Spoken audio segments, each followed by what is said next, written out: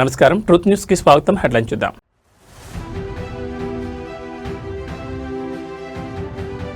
Telangana శాసనమండలిలో high drama, BRS ఎమ్మెల్సీలపై suspension వేటు.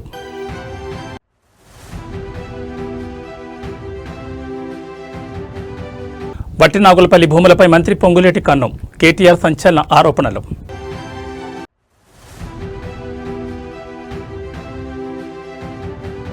తల్లిదండ్రుల పరిరక్షణ బిల్లుపై తీన్మార్ మల్లన్న హర్షం, ప్రభుత్వానికి ప్రత్యేక కృతజ్ఞతలు.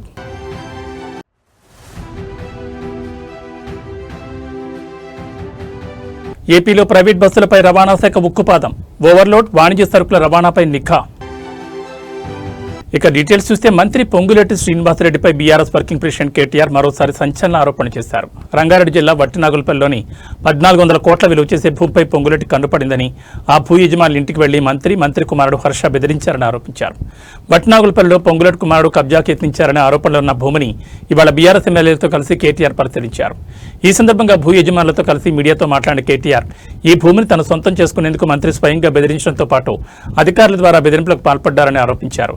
60 ఏళ్ల నుంచి ఈ భూమి సతీష్ షా పేరు మీద ఉందన్నారు. నేనే రాజు, నేనే మంత్రి, రాష్ట్రంలో పోలీస్ స్టేషన్ లేవు అనేలా ప్రవర్తిస్తున్నారని, పొంగులేటి భూ కబ్జాలపై గవర్నర్ ఫిర్యాదు చేస్తామన్నారు.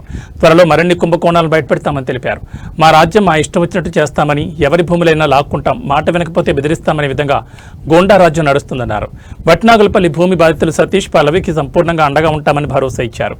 రేవంత్ రెడ్డి పొంగులేటి వ్యవహారం ఈ ఒక్క భూమితో ఆగలేదన్నారు. ముఖ్యమంత్రి రేవంత్ రెడ్డి, మంత్రి పొంగులేటి మధ్య ఉన్న వ్యాపార అనుబంధాన్ని అడ్డుపెట్టుకుని ఈ దురాఘాతాలు జరుగుతున్నాయన్నారు. వట్టినాగులపల్లి ఘటనపై పోలీసుల వద్ద ఫిర్యాదు చేస్తే ఎఫ్ఐఆర్ నమోదు చేసిన రాష్ట్రపతి పథకం అందుకున్న నిజాయితీ గల పోలీస్ అధికారి హబీబుల్లాను బదిలీ చేశారన్నారు. కాంగ్రెస్ ప్రభుత్వం ధరణి పోర్టల్లో ఉన్న 20 లక్షల ఎకరాల భూమిని 1 కోటి ఎకరాలకు పెంచి నిషిద్ధ జాబితా పేరుతో ప్రజలను బెదిరిస్తూ 50% భూమి వాటా డిమాండ్ చేస్తోందని ఆరోపించారు. ఇలాంటి అన్యాయాలకు గురైన బాధితులు ఎవరైనా ఉంటే తెలంగాణ భవన్కు వచ్చి వివరాలు ఇవ్వాలని, వారికి పార్టీ పరంగా న్యాయపరంగా అండగా ఉంటామని తెలిపారు.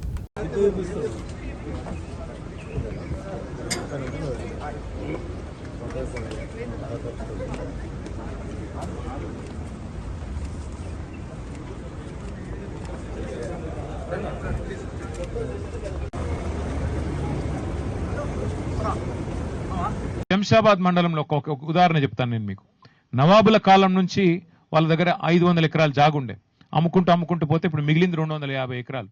వాళ్ళు వచ్చారు మొన్న నా దగ్గరికి, వచ్చి చూపెట్టారు, సార్ ఇది మా దగ్గర, మాకు స్వాతంత్రం వచ్చినట్టు నుంచి నిజాం కాలం నుంచి మా దగ్గర ఉంది, మొన్న నిషేధితుల జాబితాలో పెట్టినారు, మాకు రెవెన్యూ మంత్రి గారి ఆఫీస్ నుంచి ఫోన్ వచ్చింది, ఏందయ్యా అంటే రెవెన్యూ మంత్రి గారు బెదిరిస్తున్నారు సార్, ఎకరానికి 2 కోట్ల రూపాయలు డబ్బులన్నా ఇవ్వాలంట, 250 ఎకరాలకి అంటే 500 కోట్లు ఇవ్వాలంట, లేదంటే జాగానన్నా రాసియాలన్నట సార్, ఒక 100 ఎకరాలు జాగా రాసియాలన్నట, ఇది ఏం అన్యాయం సార్, ఏం అరాచకం సార్ అని చెప్పి వారు చెప్పారు. మరి నేను చెప్తాను, ప్రెస్లో మాట్లాడతానంటే దయచేసి మా పేరు బయట పెట్టకండి సార్, పేరు బయట పెడితే చంపేస్తారు, వీళ్ళు చాలా దుర్మార్గులు సార్, చంపేస్తారు, మేము కాపాడుకుంటాం సార్, కోర్టుకు పోతాం, కాపాడుకుంటాం, కానీ మీ గవర్నమెంట్ వచ్చినాకన్నా మాకు హెల్ప్ చేయండి అని చెప్పిపోయారు. అందుకే వేరే బాధితులకు కూడా మేము పిలుపునిస్తున్నాం. అవసరమైతే మా పార్టీ ఆఫీస్ ఉంది, లీగల్ సెల్ ఉంది, మీరు రండి, మీ పేర్లు బయట పెట్టాం, మాకు తెలుసు ఈ గుండాల నుంచి మీకు భయం ఉంటుంది, మాకు తెలుసు, పేర్లు బయట పెట్టాం, కానీ న్యాయపరంగా మీకు అండగా నిలబెడతాం. ఎవరైనా పేరు బయట పెట్టండి మాకేం కాదు అంటే తప్పకుండా వారికి అండగా నిలబెడతాం. అట్లాగే 1 కోటి ఎకరాలు నిషేధిత జాబితాలో పెట్టి వీళ్ళు చేస్తున్న అరాచకాల్ని మాత్రం వదిలిపెట్టాం. తప్పకుండా మా పార్టీ శాసనసభాపక్షం మొత్తం ఎంబడ ఉంటుంది. దాంతోపాటు వీళ్ళు అక్రమ మైనింగ్ ఏదైతే చేశారో ఆ అక్రమ మైనింగ్లో చట్టం ప్రకారం 1 ఇయర్ కఠిన కారాగార శిక్ష వేయాలి. ఈ మంత్రి గారు వెంటనే రాజీనామా చేయాల్సిందే. ఖచ్చితంగా ఈ ప్రభుత్వం సిబిసిఐడి అని చెప్పి మంత్రిని కాపాడే ప్రయత్నం జరిగింది. చాలా స్ట్రెయిట్ ఫార్వర్డ్ విషయం. వీరికి 1967 నుంచి ఇక్కడ భూమి ఉన్నది. తర్వాత స్వయంగా వారి పేరు మీద ఉంది, వారి భార్య పేరు మీద, వారి కూతుళ్ళ పేరు మీద సతీష్ షా గారికి భూమి ఉంది. 1967 అంటే దాదాపు 60 ఏళ్ళ నుంచి ఈ ల్యాండ్లో వారే ఉన్నారు, వట్టినాగులపల్లి గ్రామంలో. సరే, ఔటర్ రింగ్ రోడ్ వచ్చిన తర్వాత, ఇక్కడ తోటలు పెరిగిన తర్వాత, అన్ని పెరిగిన తర్వాత ఇవాళ ఈ భూమి విలువ 1 ఎకరం కనీసం 50 కోట్లు ఉంటుంది. అంటే దగ్గర ఇప్పుడు మనం మాట్లాడుతున్న భూమి యొక్క విలువ దాదాపు 1300-1400 కోట్ల రూపాయల విలువ చేసే భూమి ఇది. దీని మీద పొంగులేటి శ్రీనివాసరెడ్డి గారి కన్ను పడింది. పడ్డ తర్వాత ఆయన వారి ఇంటికి 2 సార్లు వచ్చారు, వారి కుమారుడు వచ్చారు. వచ్చి మాకు ఈ ల్యాండ్కు మొదలు తోవ కావాలి, ఇళ్ళకి వెళ్ళి మాకు తోవ లేదు, పోవడానికి వెనకాల మేము భూమి తీసుకున్నాం, దానికి తోవ అడిగారు. వీరు మాకు ఇష్టం లేదు, మేము అట్లా దీని ఒక తోట పెట్టుకున్నాము, మా పిల్లల కోసం పెట్టుకున్నాం, ఇవ్వమని చెప్పారు. తర్వాత ఏం చేసినారు, మంత్రి గారు స్వయంగా వచ్చారు, ఇంటికి వచ్చినారు. ఇంటిమిడేషన్, వారు మాట్లాడిన మాట ఏంటంటే ఇంటిమిడేషన్, బెదిరించడానికి వచ్చినట్టుంది తప్ప ఇంకో దానికి రాలేదు. మంత్రి గారు వచ్చారు, వచ్చిన తర్వాత వెంటనే ఏం జరుగుతుంది, మేము ఇవ్వమండి, మేము స్థలం ఇవ్వము, మాకు అమ్మే ఉద్దేశం లేదు, మా పిల్లల కోసం పెట్టుకున్నామని వారు చెప్పారు. చెప్తే మంత్రి గారు వెంటనే ఏం చేసినారు, ఒక అరాచక పర్వానికి తెరలేపినారు.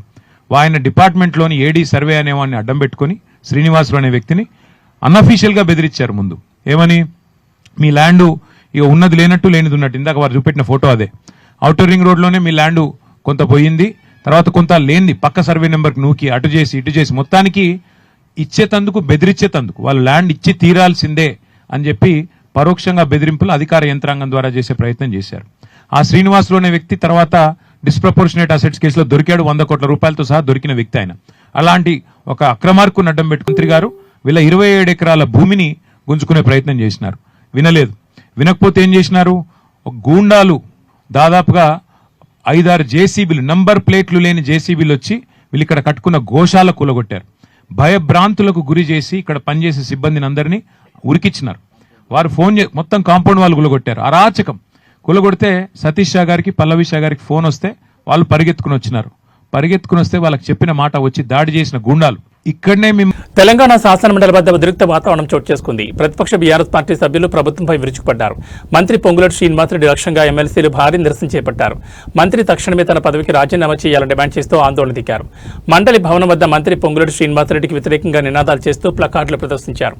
మంత్రి పొంగులేటి రాజీనామా చేయాలి, ప్రజాస్వామ్యాన్ని కాపాడాలి అంటూ రాసి ఉన్న ప్లకార్డులతో వచ్చారు. మంత్రిపై వస్తున్న ఆరోపణల నేపథ్యంలో ఆయన పదవిలో కొనసాగే అర్హత లేదని ఎమ్మెల్సీలు మండిపడ్డారు. దీంతో బీఆర్ఎస్ సభ్యులను మార్షల్స్ అడ్డుకున్నారు. ఈ క్రమంలో మార్షల్స్ మరియు ఎమ్మెల్సీల మధ్య కొద్దిసేపు తోపులాట జరిగింది. ప్లకార్డులు ప్రదర్శించొద్దని పదే కోరినప్పటికీ సభ్యులు వెనక్కి తగ్గకుండా నినాదాలు కొనసాగించారు. దీంతో సభా కార్యక్రమాలకు అంతరాయం కలిగింది. ప్రభుత్వ తీరుపై బీఆర్ఎస్ ఎమ్మెల్సీలు తీవ్ర ఆగ్రహం వ్యక్తం చేశారు. నైతిక బాధ్యత వహించి మంత్రి రాజీనామా చేయాలని, లేదంటే తమ పోరాటం వేడబోమని స్పష్టం చేశారు. మార్షల్స్ ను అడ్డం పెట్టుకుని ప్రతిపక్షాలు గొంతు నొక్కాలను చూడడం సరికాదని వారు ధ్వజమెత్తారు. I beg to move that under sub-rule 2 of Rule 308 of the Council rule, the following members named by the Honorable Chairman be suspended from the services of the House for today.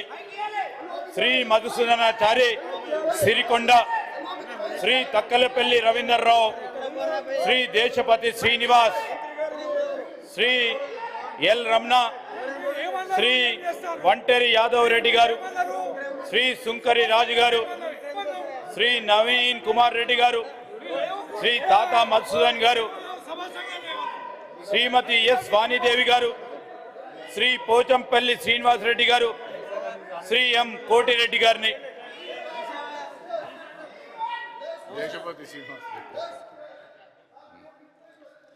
Please.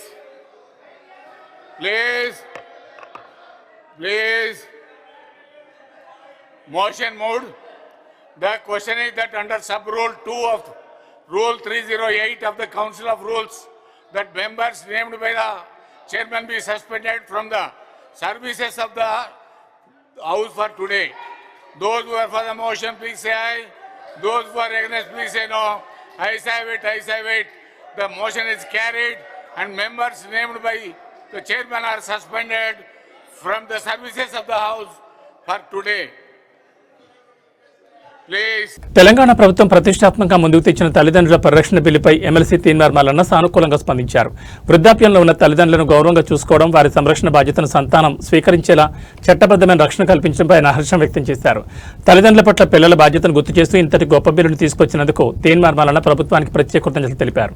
సమాజంలో నైతిక విలువలు తగ్గుతున్న తరుణంలో ఇలాంటి చట్టాలు ఎంతో అవసరమని ఆయన అభిప్రాయపడ్డారు. ముఖ్యంగా ప్రభుత్వ ఉద్యోగులను ఉద్దేశించి ఆయన కీలక వ్యాఖ్యలు చేశారు. తల్లిదండ్రుల విషయంలో ఉద్యోగులు మరింత బాధ్యతాయుతంగా ఉండాలనే ఉద్దేశంతో ఈ బిల్లు తీసుకురావడం శుభపరిణామన్నారు. కన్నవారిని నిర్లక్ష్యం చేసే ధోరణికి ఈ చట్టం అడ్డుకట్ట వేస్తుందని ఆశాభావం వ్యక్తం చేశారు. బాధ్యత గల పౌరులుగా, ఉద్యోగులుగా ప్రతి ఒక్కరూ తమ తల్లిదండ్రులను కళ్లలో పెట్టుకుని చూసుకోవాలని ఆయన పిలుపునిచ్చారు. కేవలం చట్టాలతోనే కాకుండా మానవతా దృక్పథంతో తల్లిదండ్రులను ఆదరించాలని, ఈ బిల్లు ద్వారా కన్నవారికి భరోసా లభిస్తుందని తీన్మార్ మల్లన్న ఈ సందర్భంగా పేర్కొన్నారు. ఒక చారిత్రాత్మకమైనటువంటి బిల్లు ఈ సభలో చర్చకు వచ్చినందుకు, ఈ చర్చలో పాలు పంచుకునేటువంటి అవకాశాన్ని నాకు ఇచ్చినందుకు తమరికి వినయపూర్వకంగా ధన్యవాదాలు తెలియజేస్తున్నా. అధ్యక్ష మీరు అరిస్తే నాకు వద్దుపోతున్నాయా అధ్యక్ష, ఇక్కడ ఈ బిల్లు విషయంలో అధ్యక్ష చాలా అద్భుతమైనటువంటి నిర్ణయం రాష్ట్ర ప్రభుత్వం చేసింది. రాష్ట్ర ప్రభుత్వానికి నేను కృతజ్ఞతలు తెలియజేస్తా ఉన్నా అధ్యక్ష. ఈ బిల్లు చాలా గొప్ప బిల్లు తీసుకొచ్చినారు. తల్లిదండ్రుల విషయంలో బాధ్యత కలిగినటువంటి ఉద్యోగస్తులుగా ఉండాలని చెప్పి ఈ బిల్లులో చాలా అంశాలు తీసుకొచ్చినారు అధ్యక్ష. చాలా మంచి విషయం అధ్యక్ష. అట్లాగే నా తరఫున కూడా 1-2 సూచనలు చేయాలనుకుంటున్నాను అధ్యక్ష ఈ బిల్లుకు. అధ్యక్ష, ఇక్కడ తల్లిదండ్రులు ఉన్న పిల్లల అంశం వచ్చింది, కానీ మరి తల్లిదండ్రులకు పిల్లలు లేనటువంటి వాళ్ళ పరిస్థితి కూడా ఈ రాష్ట్ర ప్రభుత్వం ఆలోచిస్తే బాగుండేది. ఎందుకంటే చాలామంది పిల్లలు కానీ వాళ్ళు ఉన్నారు సార్, తల్లిదండ్రులు వాళ్ళు మరి వాళ్ళ పరిస్థితి ఏందనేది కూడా మన రాష్ట్ర ప్రభుత్వం ఒకసారి ఆలోచన చేస్తే బాగుండేది. అలాగే సార్ ఈ చట్టం గతంలో కూడా అస్సాంలో ప్రణామ్ అనేటువంటి చట్టం పేరుతో అప్పటి కాంగ్రెస్ పార్టీ, భారతీయ జనతా పార్టీ ప్రభుత్వం ఈ 2017లో తీసుకొచ్చింది సార్. ఈ చట్టాన్ని తీసుకొచ్చినటువంటి సందర్భంలో కూడా అక్కడ ఒక సీరియస్ డిస్కషన్ జరిగింది. దాంట్లో అప్పుడున్నటువంటి విపక్షాలు కూడా కొన్ని అంశాలు లేవనెత్తినాయి సార్. అదేంటంటే సార్, ఇక్కడ ఒక గ్యాప్ పెరుగుతూ ఉంది, తల్లులకు పిల్లలకు మధ్య నమ్మకం లేనటువంటి. తెలంగాణ శాసనమండలి బడ్జెట్ సమావేశాల్లో మైనింగ్ అక్రమాల అంశం రాజకీయ ప్రకంపనలు సృష్టిస్తోంది. రాష్ట్రంలో జరుగుతున్న మైనింగ్ ఉల్లంఘనలపై సమగ్ర విచారణ జరిపేందుకు సభా సంఘాన్ని ఏర్పాటు చేయాలని ప్రతిపక్ష నేత సిరికొండ మధుసూదనాచారి బలంగా డిమాండ్ చేశారు. రాష్ట్ర వ్యాప్తంగా సాగుతున్న అక్రమ మైనింగ్పై వాస్తవాలు వెలుగులోకి రావాలంటే నిష్పక్షపాత విచారణ అవసరమని ఆయన పేర్కొన్నారు. ప్రభుత్వం నిజంగానే అవినీతి రహితంగా ఉంటే విచారణకు ఎందుకు వెనుకాడుతోంది? నిజానిజాలు తేల్చడానికి సభా సంఘం వేయడానికి అభ్యంతరం ఏమిటని ఆయన సూటిగా ప్రశ్నించారు. మైనింగ్ అక్రమాల వల్ల ప్రభుత్వ ఖజానాకు భారీ కంటిపడుతోందని ఆయన ఆందోళన వ్యక్తం చేశారు. సభలో గందరగోళం నెలకొన్న నేపథ్యంలో మండలి చైర్మన్ గుత్తా సుఖేందర్ రెడ్డి కీలక వ్యాఖ్యలు చేశారు. సభ్యులను సస్పెండ్ చేసే సంప్రదాయం శాసనమండలిలో లేదని, సభా మర్యాదలను కాపాడాలని ఆయన సభ్యులను కోరారు. నిరసనల పేరుతో సభా సమయాన్ని వృధా చేయకుండా నిర్మాణాత్మక చర్చల్లో పాల్గొనాలని సూచించారు. చైర్మన్ విజ్ఞప్తి చేసినప్పటికీ ప్రతిపక్షాలు మాత్రం వెనక్కి తగ్గలేదు. అక్రమ మైనింగ్ వ్యవహారంలో దోషులెవరో తేల్చాల్సిందేనని, అంతవరకు తమ పోరాటం ఆపమని స్పష్టం చేశాయి. ప్రభుత్వ సమాధానంపై సంతృప్తి చెందని ప్రతిపక్ష సభ్యులు సభలో నినాదాలు చేయడంతో వాతావరణం వేడెక్కింది. దయచేసి శాసన పరిషత్తులో ఇప్పటి వరకు సస్పెన్షన్ అనేటువంటిది లేదు. దయచేసి ఎల్ఓపి గారికి రిక్వెస్ట్ చేస్తున్నాను, మన సభా గౌరవాన్ని కాపాడుకోవడానికి సహకరించమని కోరుతాము. చైర్మన్ సాబ్, మానసికంగా మీరు సస్పెండ్ చేయాలనేటువంటి ఆలోచనతో ఉన్నారు, కానీ రూల్ ఏదో అడ్డం వస్తున్నట్టు మాట్లాడుతున్నారు. నేను రూల్ సాంప్రదాయం లేదన్నారు. మేము కోరేది ప్రజల పక్షాన సభా సంఘం వేయడం అనేది గతంలో ఆనవాయితీలు ఉన్నాయి, ఎంక్వైరీలు జరిగినాయి. మా రిపీటెడ్ డిమాండ్ మేము కోరుతున్నది, జరుగుతున్నటువంటి మైనింగ్ అక్రమాల మీద సభా సంఘాన్ని ఏర్పాటు చేసి నిజాలు నిగ్గుదేల్చండి. ప్రభుత్వానికి మేము ఏ తప్పు చేయాలనేటువంటి ఆత్మవిశ్వాసం ఉంటే వేయచ్చు కదా. ఎల్ఓపి గారు, మీరు గౌరవ తెలంగాణ శాసనమండలి సమావేశాల్లో సోమవారం ఆసక్తికర సన్నివేశం చోటు చేసుకుంది. శాసనసభలో ఇటీవల జరిగిన కడియం శ్రీహరి వ్యవహారాన్ని కాంగ్రెస్ ఎమ్మెల్సీ అద్దంకి దయాకర్ మండలిలో ప్రస్తావించేందుకు ప్రయత్నించారు. సభలో చర్చ జరుగుతున్న సమయంలో అద్దంకి దయాకర్ జోక్యం చేసుకుంటూ శాసనసభలో కడియం శ్రీహరి విషయంలో జరిగిన పరిణామాలు లేవనెత్తారు. ఆ ఇష్యూకు సంబంధించి తన అభిప్రాయాలను వ్యక్తపరిచేందుకు ప్రయత్నించారు. అయితే అద్దంకి దయాకర్ మాట్లాడుతుండగానే మండలి చైర్మన్ గుత్తా సుఖేందర్ రెడ్డి వెంటనే స్పందించారు. శాసనసభలో జరిగిన విషయాలను ఇక్కడ ప్రస్తావించొద్దని దయాకర్కు స్పష్టమైన సూచన చేశారు. సభా నిబంధనల ప్రకారం వేరే సభలో జరిగిన చర్చలు లేదా వివాదాలను ఈ సభలో చర్చించడం సరైన సంప్రదాయం కాదని ఆయన గుర్తు చేశారు. సభా సమయాన్ని ప్రస్తుత అంశాలపైనే కేటాయించాలని, ఇతర సభల వ్యవహారాల్లో జోక్యం చేసుకోవద్దని వారించారు. చైర్మన్ వారించడంతో అద్దంకి దయాకర్ తన ప్రసంగాన్ని ఇతర అంశాల వైపు మళ్లించారు.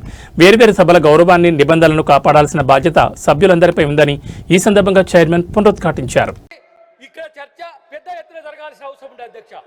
ఈ సభ ఇలాంటి అంశాల పట్ల చాలా కన్సోల్ గా ఉండాల్సిన అంశం అధ్యక్ష. కానీ వాళ్ళు బీఆర్ఎస్ ఎమ్మెల్యేల కంటే దిగజారి వీళ్ళు ప్రవర్తించడాన్ని నేను వ్యతిరేకిస్తున్నా అధ్యక్ష. ఇది ఎమ్మెల్యేల మాదిరిగా వాళ్ళకు వీళ్ళు మద్దతు చెప్తున్నట్టుగా కనపడుతుంది అధ్యక్ష. నిన్న కడియం శ్రీహరి గారిని ఒక సభ్యుడు ఏ విధంగా ప్రవర్తించడో చూసినాం. దయచేసి సభలో గారు, అవతల సభలో జరిగిన విషయాలు సార్ ఈ సభలో ప్రస్తావించడానికి వీళ్ళు అధ్యక్ష. అందుకనే గౌరవ సభ్యులకు కూడా చెప్తా ఉన్నాను, మీరు మీ స్థానంలో కూర్చోండి. విన్నారా? మేము వింటాం అధ్యక్ష. వాళ్ళు వినే పరిస్థితిలో ఉండే అధ్యక్ష.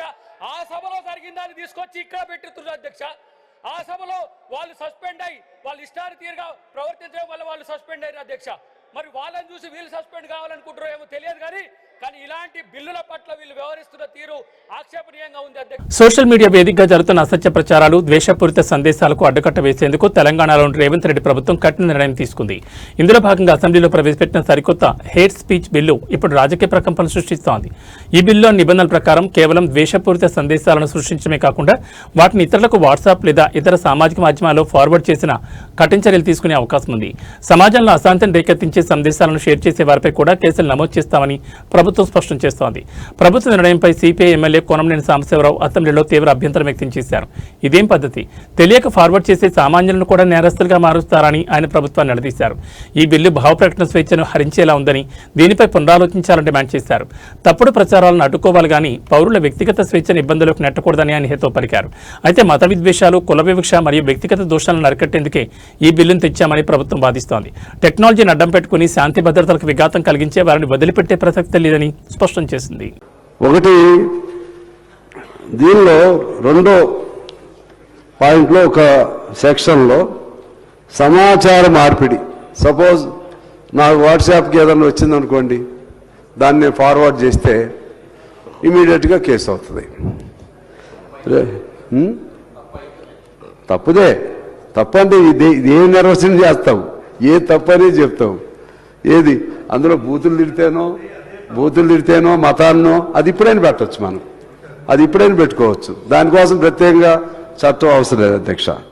ఆ తర్వాత దేశంలోని ప్రాంతీయ గ్రామీణ బ్యాంకులకు చెందిన ఎస్సీ ఎస్టీ సంక్షేమ సంఘ ప్రతినిధులతో కాంగ్రెస్ అగ్రనేత రాహుల్ గాంధీ ప్రత్యేకంగా భేటీ అయ్యారు.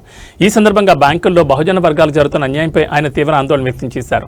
రోస్టర్ విధానం అమల్లో ఉన్నప్పటికీ ఉన్నత పదవుల భర్తీలో ఎస్సీ ఎస్టీ అధికారులకు సరైన ప్రాతినిధ్యం లభించడం లేదని రాహుల్ గాంధీ విమర్శించారు. రిజర్వేషన్ల ద్వారా ఉద్యోగాలు వస్తున్నా ప్రమోషన్ల దగ్గరకు వచ్చేసరికి మెరిట్ అనే నెపంతో వివక్ష చూపుతున్నారు. అర్హత ఉన్న బహుజనులను ఉన్నత స్థానాలకు చేరనివ్వకుండా అడ్డుకుంటున్నారని ఆయన మండిపడ్డారు. బ్యాంకుల్లో జరుగుతున్న అన్యాయాన్ని ప్రశ్నించే అధికారులపై యాజమాన్యాలు కక్ష సాధించర్లకు దిగుతున్నాయని రాహుల్ గాంధీ ధ్వజమెత్తారు.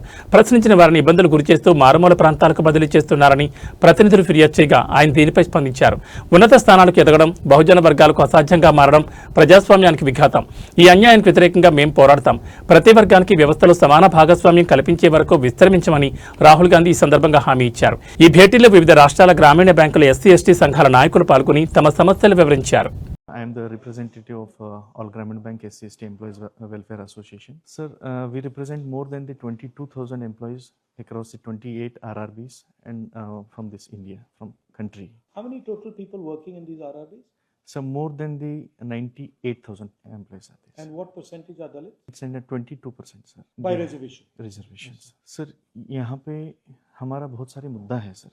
मेनली जो है रिजर्वेशन रोस्टर के बारे में है सर. सर ये रिजर्वेशन रोस्टर जो है ये हमारे लोगों को परसेंटेज के हिसाब से हमको यहाँ पे रिक्रूटमेंट किया जा सकता है सर.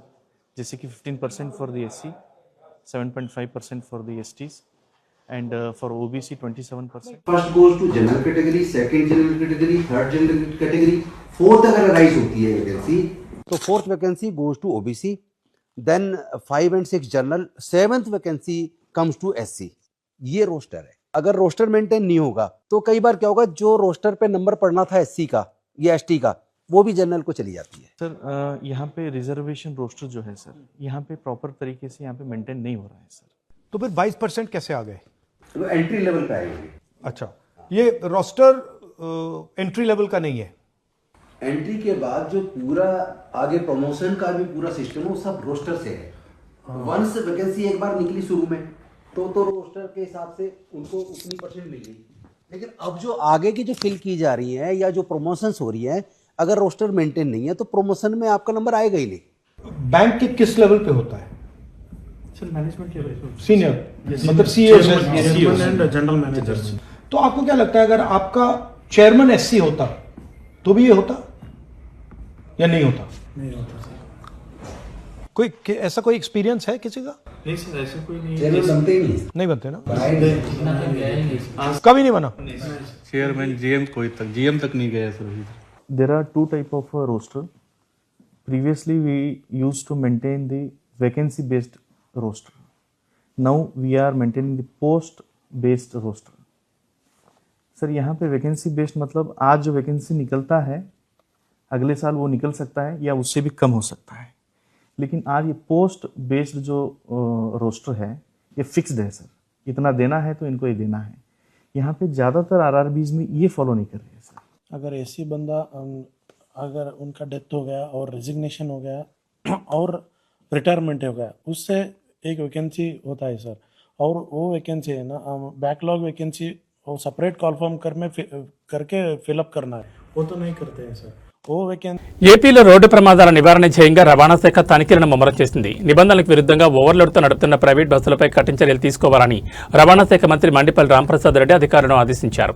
మంత్రి ఆదేశాల మేరకు రాష్ట్ర వ్యాప్తంగా ఉన్న టోల్ ప్లాజాలు, సరిహద్దు చెక్పోస్టుల వద్ద రవాణా శాఖ అధికారులు ప్రత్యేక తనిఖీలు చేపట్టారు. నిన్న ఒక్కరోజే రాష్ట్ర వ్యాప్తంగా మొత్తం 976 ప్రైవేట్ ట్రావెల్స్ బస్సులను తనిఖీ చేసినట్లు అధికారులు తెలిపారు. ఈ సందర్భంగా సరైన పత్రాలు లేకుండా నడుపుతున్న నిబంధనలు ఉల్లంఘించిన 193 బస్సులపై కేసులు నమోదు చేసి భారీగా జరిమానాలు విధించినట్లు అధికారులు తెలిపారు. రాష్ట్ర వ్యాప్తంగా 16 ప్రధాన పాయింట్లలో ఈ తనిఖీలు నిరంతరంగా కొనసాగుతున్నాయి.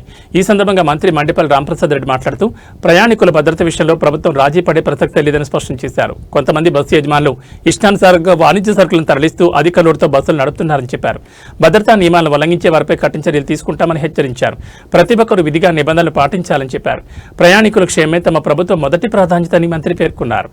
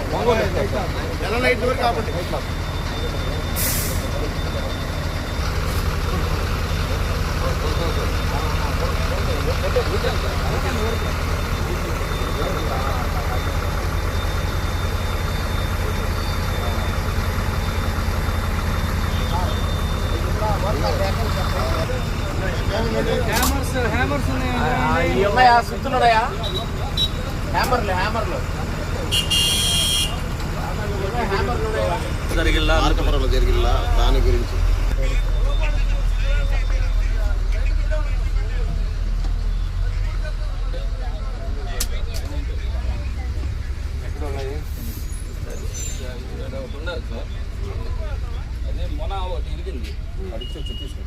ఇంకా రెడీగా పెట్టుకోవచ్చు.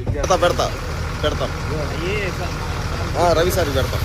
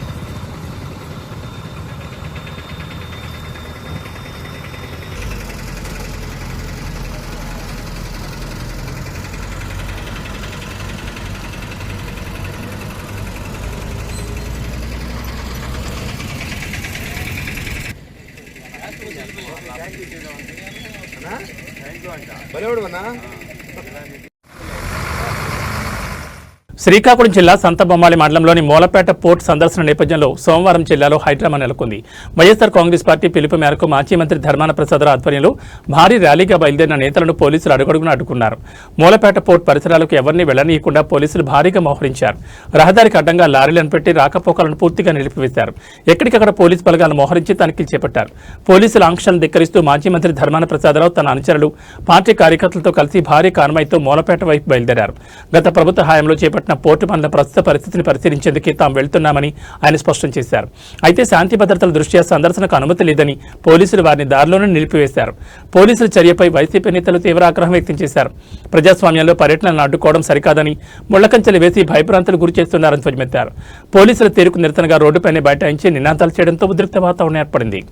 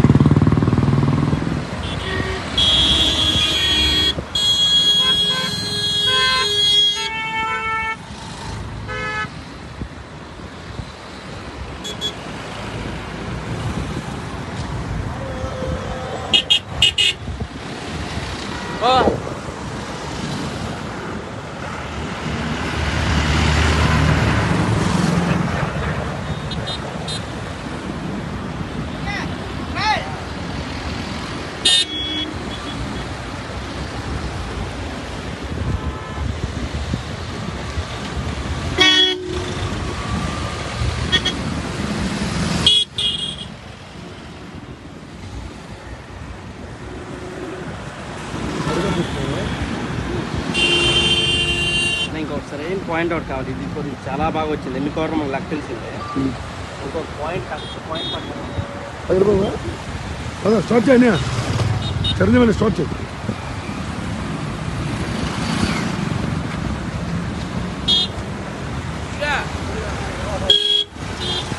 హైదరాబాద్ పాత బస్తీకి చెందిన సూర్యభాయ్ అలియాస్ పల్లపు సురేష్ కుమార్ బండారం బట్టబయలైంది.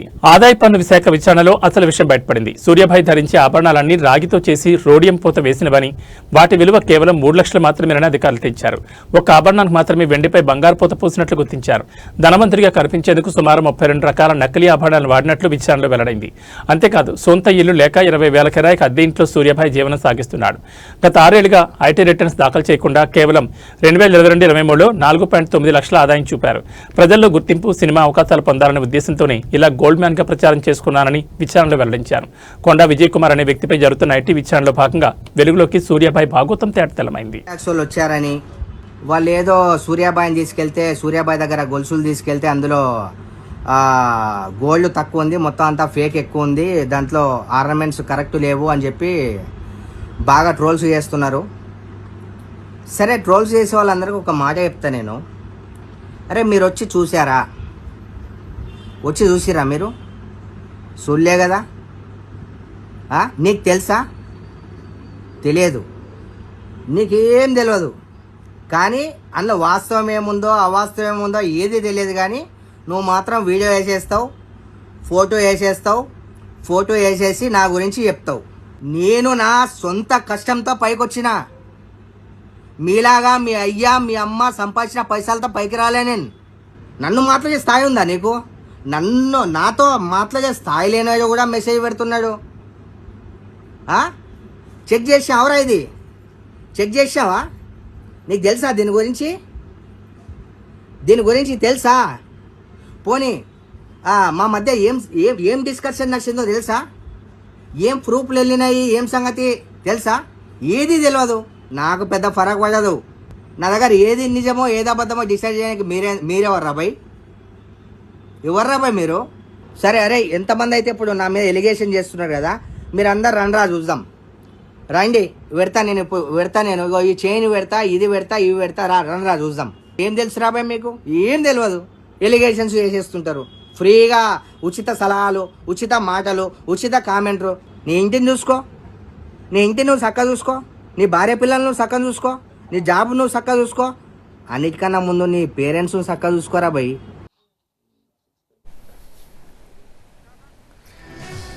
పెళ్లిళ్లకు పేరెంటాలకు మన ఆడవాళ్ళు కూడా నగలు దిగేసుకొని వెళ్తుంటారు. కొందరు వేరే ఊళ్ళల్లో పెళ్లిళ్లకు హాజరవుతుంటారు. అయితే అట్లాంటి సమయాల్లో ఎయిర్పోర్ట్లోనో ఇంకో దగ్గరో అధికారులు ఆపేసి మీకు నగలకు బిల్లులు ఉన్నాయా అని అడిగే ప్రమాదం ఉంది. కాబట్టి ఈ గోల్డ్ మ్యాన్ ఘటనలు ఇలాంటి గోల్డెన్ మెన్కి అండ్ విమెన్కి ఓ హెచ్చరికే అనుకోవాలి. సో బీ కేర్ఫుల్ అందరూ.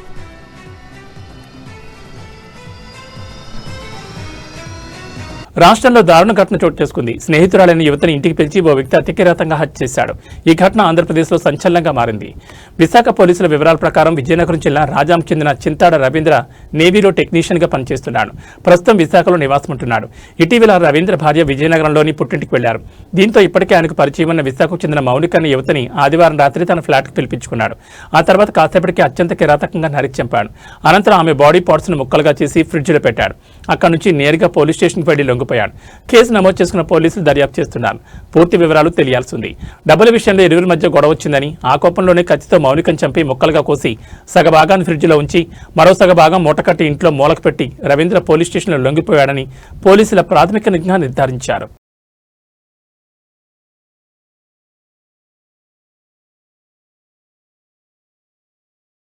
ఇవి బులెటిన్ విశేషాలు. మరో బులెటిన్లో మళ్ళీ కలుసుకుందాం. నమస్కారం.